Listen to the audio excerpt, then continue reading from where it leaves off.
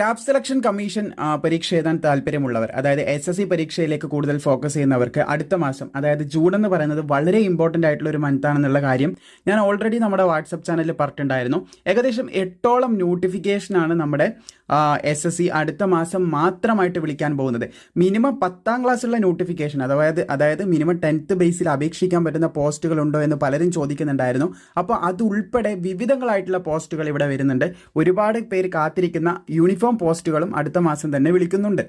അപ്പോൾ കുറച്ചധികം പേരെങ്കിലും ഈ SSCനെ കുറിച്ച് അറിയാത്തവരുണ്ട്. അവർക്ക് വേണ്ടിയിട്ടാണ് ഞാൻ റീസെൻ്റ് ആയിട്ട് ഒരുപാടധികം വീഡിയോസ് SSCനെ കുറിച്ച് മനസ്സിലാക്കാനായിട്ട് ചെയ്തുകൊണ്ടിരിക്കുന്നത്. നിങ്ങൾക്ക് ഇവിടെ ഒരു കമൻറ്റ് കാണാൻ സാധിക്കും. ഒരു സഹോദരന് മുൻപ് ചോദിച്ചതാണ്, എന്താണ് SSC എന്നറിയാതെ മെയിൽ ചെയ്തതാണ്, എന്താണ് SSC, എന്താണ് സംഭവം. അത് ഞാൻ ചുരുക്കി പറയാം. നിങ്ങൾക്കിത് അറിയാമെന്നുണ്ടെങ്കിൽ ജസ്റ്റ് ഒന്ന് വീഡിയോ സ്കിപ്പ് ചെയ്തിട്ട് നമ്മൾ പറയാൻ പോകുന്ന ഏതൊക്കെ പോസ്റ്റുകൾ ഉണ്ടെന്നുള്ളത് കാണാം.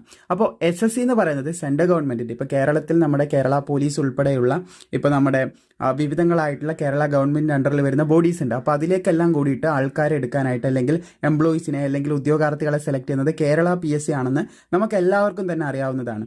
നമ്മൾ ചെറിയ ക്ലാസ്സിൽ തന്നെ പഠിക്കുമ്പോൾ നമ്മുടെ ചേട്ടന്മാരും ചേച്ചിമാരും അല്ലെങ്കിൽ നമ്മുടെ വീട്ടിൽ നിന്നും സമൂഹത്തിൽ നിന്ന് എല്ലാവരും പറയുന്നത് ഈ PSC എന്നുള്ളൊരു കാര്യം മാത്രമാണ്, PSC എന്നുള്ളൊരു കാര്യം മാത്രമാണ്. അപ്പോൾ അതുകൊണ്ട് തന്നെ എല്ലാവരും ഈ ഒരു PSC സർക്കിളിൽ ചുറ്റിയിട്ടാണ് എല്ലാവരും നടക്കുന്നത്. പക്ഷേ അതിന് പുറമേ ഒരുപാടധികം ഓപ്പർച്യൂണിറ്റി ഉണ്ടെന്ന് നമ്മുടെ ചാനൽ അതിന് വലിയൊരു കാരണമായിട്ടുണ്ട്. SSC എന്നുള്ള ഒരു ഫീൽഡ് നിങ്ങളിലേക്ക് എത്തിക്കാനായിട്ടുണ്ടെന്ന് അറിയുന്നതിൽ വളരെയധികം സന്തോഷമുണ്ട്. അപ്പോൾ SSC എന്ന് പറയുന്നത് എന്താണെന്ന് ഞാൻ പറഞ്ഞുതരാം. ഇപ്പം പറഞ്ഞത് PSCനെ കുറിച്ചിട്ടാണ്.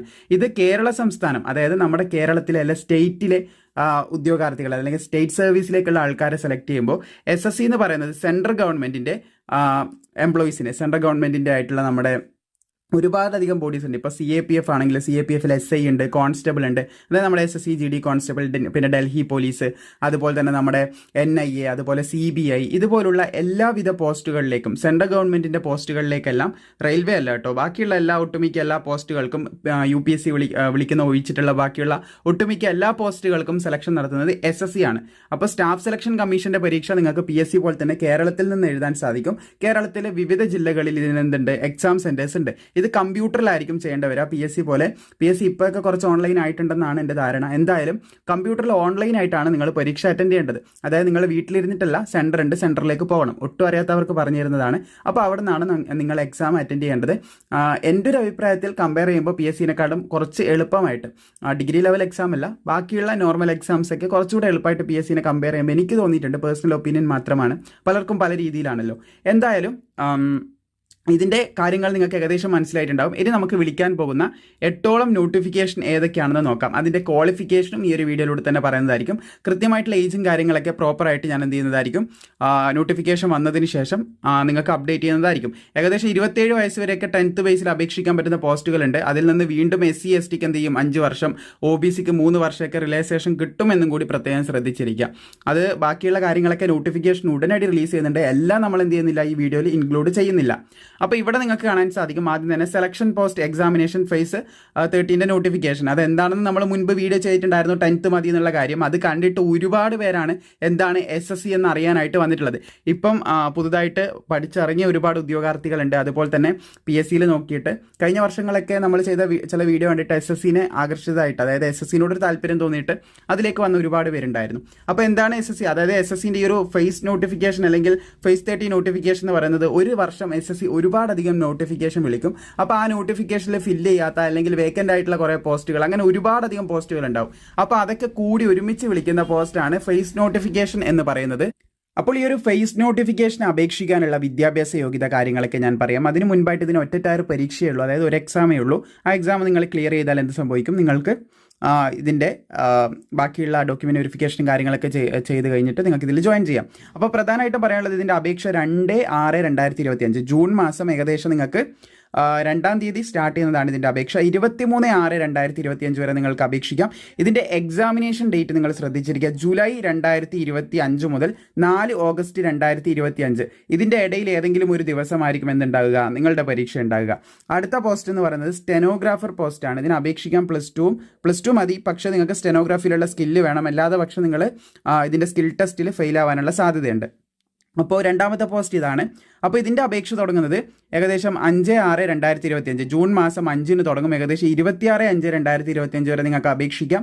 അതുപോലെ തന്നെ 6 ഓഗസ്റ്റ് മുതൽ 11 ഓഗസ്റ്റ് 2025 വരെ എന്ത് സാധിക്കും, നിങ്ങളുടെ ഇതിൻ്റെ എക്സാമിനേഷൻ നിങ്ങൾക്ക് എഴുതാനായിട്ട് സാധിക്കും. ഇതിൽ ഏതെങ്കിലും ഒരു ദിവസമായിരിക്കും നിങ്ങളുടെ എക്സാം ഉണ്ടാകുക. അതെങ്ങനെ നോക്കണം, ബാക്കിയുള്ള കാര്യങ്ങൾ എല്ലാം നമ്മൾ പ്രോപ്പറായിട്ട് ഈ ചാനലിലൂടെ നിങ്ങളിലേക്ക് എത്തിക്കുന്നതായിരിക്കും. അതായത് ഒരു നോട്ടിഫിക്കേഷൻ വന്നു കഴിഞ്ഞാൽ അതിൻ്റെ അപേക്ഷ തുടക്കം, അതായത് അതിന് മുൻപ് എപ്പോൾ വരുമെന്നുള്ളത് കാര്യം തുടങ്ങിയിട്ട് അതിൻ്റെ അപേക്ഷ തുടങ്ങുന്നു, അഡ്മിറ്റ് കാർഡ് റിലീസ് ചെയ്യുന്നു, പരീക്ഷ നടക്കുന്നു, പരീക്ഷൻ്റെ റിസൾട്ട് വരുന്നു, അടുത്ത കാര്യങ്ങൾ വരുന്നു. അപ്പോൾ ഇതൊക്കെ കൃത്യമായിട്ട് നമ്മൾ ഈ ചാനലിലൂടെ അപ്ഡേറ്റ് ചെയ്യാറുണ്ട്. നമ്മുടെ ചാനൽ പ്രോപ്പറായിട്ട് നിങ്ങൾ ഫോളോ ചെയ്യുന്നവരാണ്, നിങ്ങൾക്ക് മനസ്സിലായിട്ടുണ്ടാവും. അതുപോലെ തന്നെ അടുത്ത പോസ്റ്റ് ഇപ്പോൾ നമ്മൾ നോക്കുന്നത് 3-ാമത്തെ പോസ്റ്റാണ്. 3-ാമത്തെ പോസ്റ്റായിട്ടുള്ള കമ്പൈൻഡ് ഹിന്ദി ട്രാൻസ്ലേറ്റർ എക്സാമിനേഷൻ. അതിന് നമ്മുടെ കേരളത്തിലുള്ള ഒട്ടുമിക്ക എല്ലാവർക്കും അപേക്ഷിക്കാൻ പറ്റണമെന്നില്ല, എങ്കിലും യോഗ്യതയുള്ളവർക്ക് അപേക്ഷിക്കാവുന്നതാണ്. ഹിന്ദി ട്രാൻസ്ലേറ്റർ പോസ്റ്റാണ്. അപ്പോൾ അതിന് അപേക്ഷ തുടങ്ങുന്നത് 5/6/2025 ആണ്. 26/6/2025 വരെ അപേക്ഷിക്കാം. ഇതിൻ്റെ എക്സാം നടക്കുന്നത് 12 ഓഗസ്റ്റ് 2025 ശ്രദ്ധിച്ചിരിക്കുക. ഇനി കമ്പൈൻഡ് ഗ്രാജുവേറ്റ് ലെവൽ എക്സാമിനേഷനാണ്. കമ്പൈൻഡ് ഗ്രാജുവേറ്റ് ലെവൽ എന്ന് പറയുമ്പോൾ നമ്മൾ തുടക്കത്തിൽ പറഞ്ഞില്ലേ, നമ്മുടെ CGL എന്നാണ് ഇതിന് പറയുക. ഇതിന് മിനിമം നിങ്ങൾക്ക് ഡിഗ്രി വേണം അപേക്ഷിക്കാനായിട്ട്. ഇതിലൂടെ NIA, CBI, കസ്റ്റംസ്, ഇങ്ങനെ ഹൈ പ്രൊഫൈലുള്ള, അതായത് കുറച്ചുകൂടെ നല്ല നല്ല പോസ്റ്റുകളിലേക്ക് നിങ്ങൾക്ക് ഇതിലൂടെ എത്തിച്ചേരാം. ബാക്കിയുള്ള മോശമെന്നല്ല, ഒന്ന് നല്ലതെന്ന് പറയുമ്പോൾ മറ്റുള്ളത്, ഇപ്പം ഒരു എക്സാമ്പിളിൽ താജ്മഹൽ നല്ലതാണെന്ന് പറയുന്നത് കൊണ്ട് മറ്റത് മോശമാണെന്ന് നമ്മൾ ഉദ്ദേശിക്കുന്നില്ല. കുറച്ച് നല്ല പോസ്റ്റുകളാണ്, അതുകൊണ്ട് അങ്ങനെ പറഞ്ഞതേ ഉള്ളൂ. അപ്പോൾ എന്തായാലും കുറച്ചധികം നല്ല പോസ്റ്റുകളിലേക്ക് നിങ്ങൾ എത്തിച്ചേരാൻ പറ്റുന്ന ഒരു എക്സാമിനേഷനാണിത്. അപ്പോൾ ഇതിൻ്റെ Tier 1 എക്സാമാണ് ഉണ്ടാവുക. അതായത് 2 പേപ്പർ ഉണ്ട്, പ്രിലിമിനറി അതുപോലെ തന്നെ മെയിൻസും പോലെ തന്നെ. നിങ്ങൾക്ക് മനസ്സിലാകാൻ വേണ്ടി പറയുന്നതാണ്. Tier 1 എക്സാമിനേഷൻ ഉണ്ടാവും, അതുപോലെ തന്നെ Tier 2 ഉണ്ടാവും. ഫസ്റ്റ് ഘട്ടം പാസ്സാകുന്നവർക്ക് സെക്കൻഡ് ഘട്ടത്തിലേക്ക് കടക്കാൻ പറ്റും. അപ്പോൾ ഇവിടെ നിങ്ങൾക്ക് കാണാൻ സാധിക്കും 9/6/2025 അതിൻ്റെ നോട്ടിഫിക്കേഷൻ വരാനായിട്ട് പോകുന്നത്. അന്ന് തന്നെ അപേക്ഷയും തുടങ്ങും.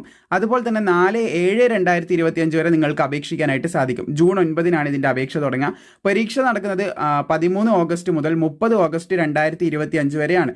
അപ്പോൾ അതിൻ്റെ ഇടയിലാണ് അപേക്ഷ തുടങ്ങുന്നത്. അപ്പോൾ നിങ്ങൾ അപേക്ഷിക്കുന്ന സമയത്ത്, ഇപ്പോൾ ഏത് പോസ്റ്റ് പറഞ്ഞാലും നിങ്ങൾ അപേക്ഷിക്കുന്ന സമയത്ത് നമ്മൾ അപേക്ഷിക്കുന്ന കാര്യങ്ങളുമായി ബന്ധപ്പെട്ട് കൃത്യമായിട്ട് വീഡിയോ ചെയ്യും. അപ്പോൾ ആ വീഡിയോ കണ്ട് മനസ്സിലാക്കി, ഗൈഡ് ലൈൻസ് ഒക്കെ മനസ്സിലാക്കിയതിന് ശേഷം നിങ്ങൾ അപേക്ഷിക്കുക. കഴിഞ്ഞ വർഷം GD അപേക്ഷിച്ചവർക്ക് മനസ്സിലായിട്ടുണ്ടാവും. കാരണം നമ്മുടെ വീഡിയോ നോക്കി അപേക്ഷിച്ച ഒരാളെടുത്ത് പോലും ചോദിച്ചപ്പോൾ അവരുടെ ആരുടെയും തന്നെ അപേക്ഷ റിജക്റ്റ് ആയിട്ടില്ല. നിങ്ങളിപ്പോൾ റെയിൽവേക്കെല്ലാം കൊടുത്തവരങ്ങ് നിങ്ങൾക്ക് മനസ്സിലാവും. അപേക്ഷയിൽ എന്തെങ്കിലും അപാകത, അതായത് തെറ്റുകളൊക്കെ വന്നിട്ടുണ്ടെങ്കിൽ SSC കൊണ്ട് അങ്ങനെ തന്നെ അത് റിജക്റ്റ് ആവുന്നതായിരിക്കും. അത് ആകാതിരിക്കാനുള്ള കാര്യങ്ങൾ കൃത്യമായിട്ട് നമ്മൾ ഇതിലൂടെ ഗൈഡ് ലൈൻസ് തരുന്നതായിരിക്കും.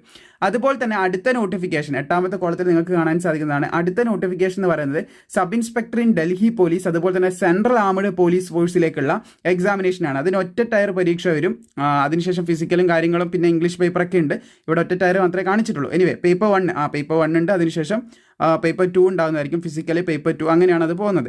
എന്തായാലും ആ സമയത്ത് കൃത്യമായിട്ട് അപ്ഡേറ്റ് ചെയ്യുന്നതാണ്. സോ ഇതിൻ്റെ അപേക്ഷ തുടങ്ങാനായിട്ട് പോകുന്നത് 16/6/2025 അതായത് ജൂൺ മാസം നിങ്ങൾക്ക് 16-ാം തീയതി ഇതിൻ്റെ അപേക്ഷ തുടങ്ങുന്നതാണ്. ഏകദേശം 7/7/2025 വരെ നിങ്ങൾക്ക് അപേക്ഷിക്കാം. 1 സെപ്റ്റംബർ മുതൽ 6 സെപ്റ്റംബർ 2025 വരെയാണ് നിങ്ങൾക്കിതിന് അപേക്ഷിക്കാൻ, അപേക്ഷിച്ചവർക്ക് എക്സാമിനേഷൻ വരുന്നത് എന്ന് പ്രത്യേകം ശ്രദ്ധിച്ചിരിക്കുക. അതുപോലെ തന്നെ combined higher secondary level +2 level എക്സാമിനേഷനാണ്. നിങ്ങൾക്ക് മിനിമം +2 ഉണ്ടെങ്കിൽ സെൻട്രൽ ഗവൺമെൻറ്റിൻ്റെ വിവിധ സ്ഥാപനങ്ങളിലേക്ക് ഉദ്യോഗാർത്ഥികളെ സെലക്ട് ചെയ്യുന്ന ഒരു പരീക്ഷയാണിത്. പിന്നെ പ്രത്യേകം ശ്രദ്ധിക്കേണ്ട കാര്യം, ഇത്ര അധികം വീഡിയോസും അതുപോലെ തന്നെ കൃത്യമായിട്ടുള്ള അപ്ഡേറ്റ്സും കാര്യങ്ങളിലൊക്കെ നിങ്ങളിലേക്ക് തരുന്നത്, ഇത്ര അധികം അവസരങ്ങൾ ഒരു മാസം തന്നെ, അടുത്തൊരു മാസം തന്നെ SSCൻ്റെ ഒരുപാട് അവസരങ്ങൾ വരുന്നുണ്ട്. നിങ്ങൾ ഫോക്കസ്ഡ് ആയിട്ടിരിക്കുക. കറക്റ്റായിട്ട് ലൈഫ് ട്രാക്ക് മലയാളം എന്ന് പറയുന്ന നമ്മുടെ ഈ പേജ് അല്ലെങ്കിൽ ഈ ഒരു കമ്മ്യൂണിറ്റിയിൽ നിങ്ങൾ പ്രോപ്പറായിട്ട് ആക്റ്റീവായിട്ട് ഇരുന്ന് കഴിഞ്ഞാൽ ഇതിൻ്റെയൊക്കെ അപ്ഡേറ്റ് കൃത്യമായിട്ട് നിങ്ങളിലേക്ക് എത്തിക്കുന്നതായിരിക്കും. സോ ഇവിടെ നിങ്ങൾക്ക് കാണാനായിട്ട് സാധിക്കുന്നതാണ് combined higher secondary level +2 level examination.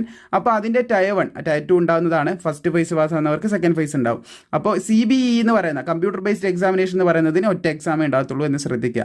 അപ്പോൾ 23/6/2025 അതിൻ്റെ നോട്ടിഫിക്കേഷൻ വരുന്നത്. ജൂൺ 23-ന് വരും. 18/7/2025 വരെ നിങ്ങൾക്ക് അപേക്ഷിക്കാം. 8 സെപ്റ്റംബർ മുതൽ 18 സെപ്റ്റംബർ 2025 വരെയാണ് അതിൻ്റെ പരീക്ഷ നടക്കുന്നത്. ആ ദിവസങ്ങളിൽ ഏതെങ്കിലും ഒരു ദിവസമാണ് നിങ്ങളുടെ പരീക്ഷ ഉണ്ടാകുക.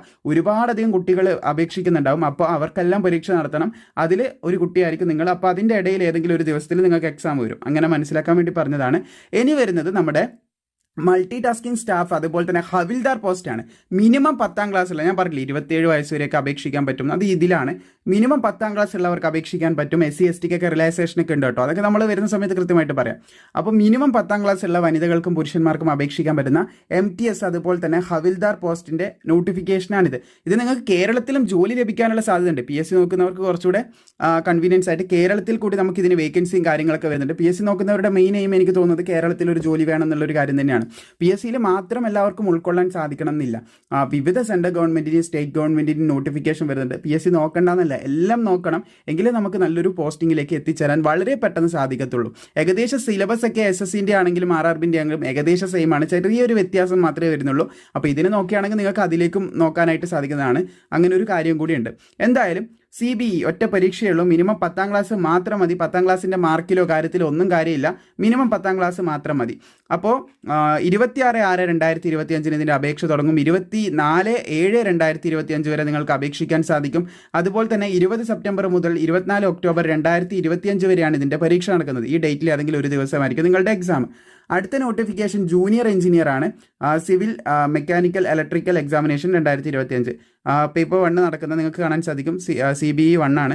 അപ്പോൾ അതിൻ്റെ നോട്ടിഫിക്കേഷൻ വരുന്നത് 30/6/2025 21/7/2025 വരെ അപേക്ഷിക്കാം. 27 ഒക്ടോബർ മുതൽ 31 ഒക്ടോബർ 2025 വരെയാണ് അതിൻ്റെ പരീക്ഷ നടക്കുന്നത്. പിന്നെ നമ്മളുടെ കോൺസ്റ്റബിൾ ഡ്രൈവർ, അതായത് പിന്നെ വരുന്ന ഡൽഹി പോലീസ് കാര്യങ്ങൾ, അതൊക്കെ ജൂലൈ സെപ്റ്റംബർ അങ്ങോട്ട് വരുന്നത്. പിന്നെ ഫുള്ള് ഡൽഹി പോലീസിൻ്റെ കാലമാണ്. ഡൽഹി പോലീസിൻ്റെ നോട്ടിഫിക്കേഷനാണ് അങ്ങോട്ട് വരുന്നത്. എന്തായാലും ഇപ്പോൾ നമ്മൾ എത്ര നോട്ടിഫിക്കേഷൻ ചർച്ച ചെയ്തു എന്നുള്ള കാര്യം നമുക്കൊന്ന് നോക്കാം. ഇവിടെ നിങ്ങൾക്ക് കാണാൻ സാധിക്കുന്നതാണ് ഫേസ് നോട്ടിഫിക്കേഷൻ 1, 2, 3, 4, 5, 6, 7, ഏകദേശം 8 നോട്ടിഫിക്കേഷൻ നമ്മൾ ഡൽഹി പോലീസിൻ്റെ മുകളിലേക്ക് വരുമ്പോൾ 8 നോട്ടിഫിക്കേഷൻ നമ്മൾ ഡിസ്കസ് ചെയ്തു.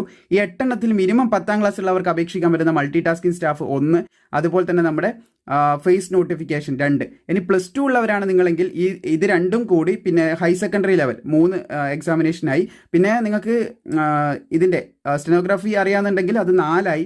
അതുപോലെ തന്നെ നിങ്ങൾക്ക് ഡിഗ്രി ഉണ്ടെങ്കിൽ ഇതിൽ ഓൾമോസ്റ്റ് എല്ലാം തന്നെ അപേക്ഷിക്കാൻ പറ്റുന്ന രീതിയിൽ, അതായത് MTS അപേക്ഷിക്കാം, അതുപോലെ തന്നെ combined defence combined higher secondary level അപേക്ഷിക്കാം. പിന്നെ അതുപോലെ തന്നെ സബ് ഇൻസ്പെക്ടർ ഓഫ് പോലീസ് അതിൻ്റെ അപേക്ഷിക്കാൻ സാധിക്കുന്നതാണ്. CPO SSC CPO അപേക്ഷിക്കാം. അതുപോലെ തന്നെ കമ്പൈൻഡ് ഗ്രാജുവേറ്റ് ലെവൽ എക്സാമിനേഷൻ, അങ്ങനെ എല്ലാം ഫേസ് നോട്ടിഫിക്കേഷൻ ഉൾപ്പെടെയുള്ള എല്ലാം തന്നെ നിങ്ങൾക്ക് ഏകദേശം അപേക്ഷിക്കാൻ പറ്റുന്നതാണ്. അപ്പോൾ അങ്ങനെ ഒരുപാടധികം ഓപ്പർച്യൂണിറ്റിയാണ് അടുത്ത മാസമായിട്ട് വരുന്നത്. ഇത്ര അധികം ഡീറ്റെയിൽ ആയിട്ട് ഞാൻ പറയാൻ കാരണം അടുത്ത മാസം എന്ന് പറഞ്ഞാൽ വളരെ പ്രഷ്യസ് ആയിട്ടുള്ള ഒരുപാടധികം നോട്ടിഫിക്കേഷൻ വരുന്ന ഒരു മാസമാണ്. കൃത്യമായിട്ട് ഞാൻ നിങ്ങളെ അപ്ഡേറ്റ് ചെയ്തിട്ടുണ്ട്. ഇനി നോട്ടിഫിക്കേഷൻ വരുമ്പോൾ ഓരോരോ നോട്ടിഫിക്കേഷൻ വെച്ച് ഡീറ്റെയിൽ ആയിട്ട് തന്നെ എന്തൊക്കെ ശ്രദ്ധിക്കണം, എന്തൊക്കെയാണ് കാര്യങ്ങൾ എല്ലാം നിങ്ങളിലേക്ക് എത്തിക്കുന്നതായിരിക്കും. അപ്പോൾ ഈ വീഡിയോ യൂസ്ഫുൾ ആയി തോന്നുകയാണെങ്കിൽ തീർച്ചയായും ലൈക്ക് ചെയ്യുക. മാക്സിമം നിങ്ങളുടെ സുഹൃത്തുക്കളിലേക്ക് ഷെയർ ചെയ്യാൻ മറക്കേണ്ട. അതുപോലെ തന്നെ നിങ്ങൾക്ക് ആവശ്യമാണെങ്കിൽ ഇവിടുന്ന് സ്ക്രീൻഷോട്ടും കാര്യങ്ങളൊക്കെ എടുത്ത് വെച്ച് ഇതിൻ്റെ കാര്യങ്ങളൊക്കെ വ്യക്തമായിട്ട് നോക്കാവുന്നതാണ്. അടുത്ത നോട്ടിഫിക്കേഷൻ 2-ാം തീയതി വരും. കൃത്യമായിട്ട് ഞാൻ അപ്ഡേറ്റ് ചെയ്യുന്നതാണ്.